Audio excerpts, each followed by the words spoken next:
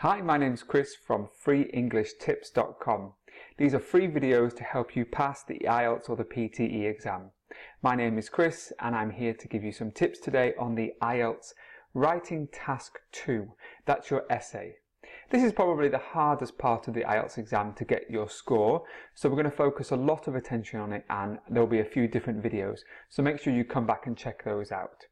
Now, today's lesson is going to be split into two parts, and let me show you those two parts, which are going to be reality of the exam, and secondly, it's going to be the tips. What tips can I first give you about how to get a higher score? So the reality of the exam is really important to pay attention to. If you're just looking for the tips, then skip along further in the video, but it's important to listen to some of these as well.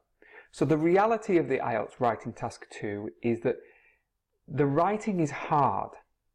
It's quite difficult to get a good score, and I can testify to that. If you watch one of my other videos, I'll explain a little bit more in detail about why it's so hard. And secondly, IELTS writing is surprising, okay? Nothing really surprises me anymore with the IELTS, but it may surprise you. I'm going to look at each point in some detail. So why is the IELTS exam so hard? First of all, it's hard because it's a subjective marking system. That means that it's marked by a human, okay? And humans can make mistakes. We all know that. Therefore, just be aware that it's subjective.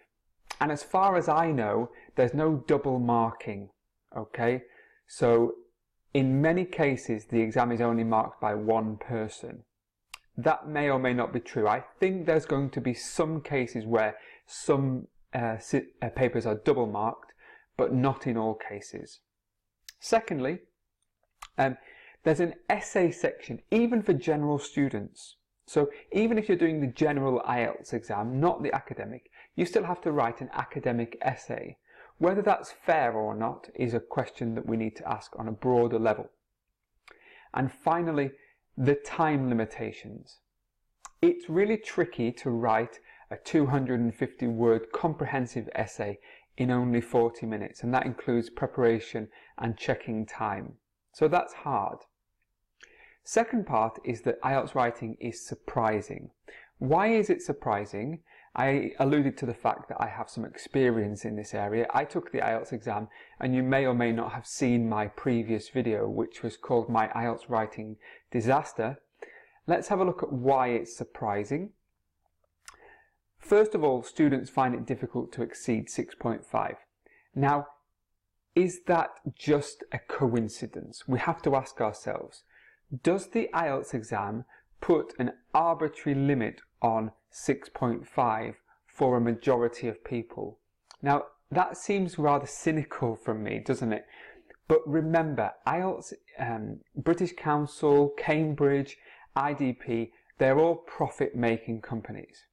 So the cynic and the skeptic in me says, well, if we limit the number of people who get a 7, that means that people who get 6.5 will have to retake the exam again and again, thus paying their extra exam fees. So we always have to remember that it's a profit-making company. Right? Whether you believe that or not is up to you. I have a lot of experience, and so many of my students struggle with getting 6.5, 6.5, and can never reach this illustrious 7. Second, if you get a high score in another exam, such as the Cambridge CAE exam, if you pass your Cambridge Advanced exam, or if you take the PTE exam, that does not mean that you're going to get a good score in IELTS, particularly in writing. So be aware of that fact. You may be a native speaker. That doesn't guarantee you a high mark. And that is testament to the fact that I took the IELTS exam, and I will give you a link to the video. If you go to the link, in fact, it's going to be this side. I took the exam, and I didn't get the score that I wanted. I'm a teacher. I have a degree from a good university. I speak English as a first language. I'm comfortable writing essays. I've checked lots of essays. I've written lots of essays, and I have looked at past examples, and that still meant that I didn't get the score that I thought I deserved. So just remember that even people who think they're going to get a good score don't always get a good score, and that's why it can be surprising. So let's have a look at some the idea of this barrier. Okay, is there a 6.5 barrier? Now, I've already told you that I scored not as well as I wanted to, and you can check out my video. There are other examples where people haven't got the score that they wanted, and publicly there's a few different teachers, and if you search on Google my writing disaster, you'll find that other teachers had the same problem. I know a teacher in Melbourne who also has taken the exam multiple times, native speaker. He cannot get the 9 that he thinks he deserves, and I think that he deserves. In his first test, he scored 6.5. How crazy is it that a native speaker with a degree in linguistics, a master's in linguistics, only scored 6.5 in writing? Really, really surprising.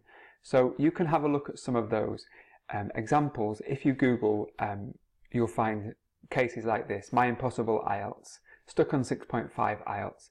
So is there, the cynic again, is there a barrier to people getting 7? And that's a question that we should always ask. I'm not alleging that, I'm asking the question. And it's important to question the reality. All right? So let's look at part B, which is tips. I'm only going to give you one main tip today because there's going to be future videos that focus on detailed tips. However, the first tip that I'm going to give you is so paramount and so important that you can't forget it, and it will be repeated in future videos. You really have to remember that you need to look at your score criteria. How does the examiner score your work? That means you have to think about something called the band descriptors. If you search for IELTS Writing Task 2 band descriptors, you'll come up with a PDF document that looks something like this. And it's really important that you understand the matrix on how the examiner is going to mark your work. So there are 4 components, which are task achievement, coherence and cohesion, lexical resource, and grammatical range and accuracy. And each one of these is marked with the same weight. That means that each one will be worth 25%. However, it's known that certain band descriptors are going to affect other band descriptors. For example, the task achievement is if you answer the question. That can be affected by your coherence and cohesion. Because if you write incoherent sentences, that will mean the examiner won't understand your answer and you won't fully answer the question. So individual band descriptors can affect other band descriptors. Remember that.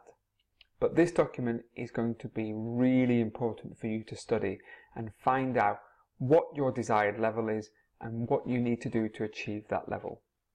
So, all in all, I wanted to be honest today and give you the first part of the Writing Task 2 introduction to the tips, which is, first of all, understand that the exam is hard, that the exam is surprising.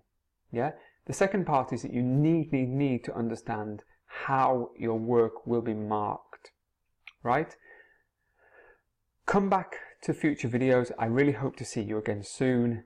The next video is going to be the top 10 tips of IELTS.